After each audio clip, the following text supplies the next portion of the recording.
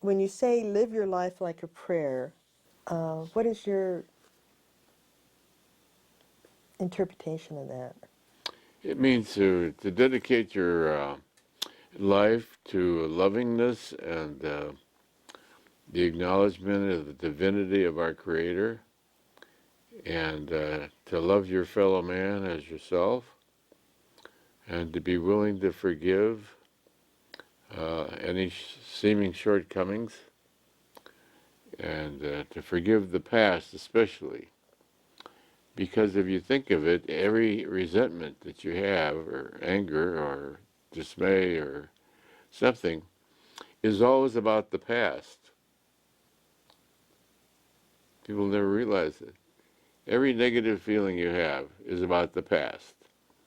Whatever you're upset about happened already and it's over.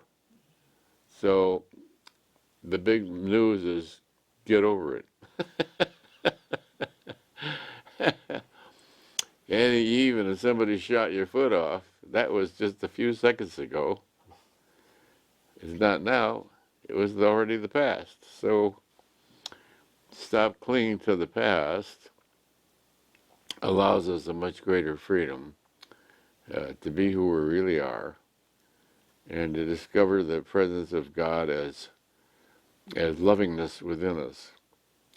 So by letting go of the past, we give dominion to the lovingness which it prevails in the present, which is the characteristic of the presence of God.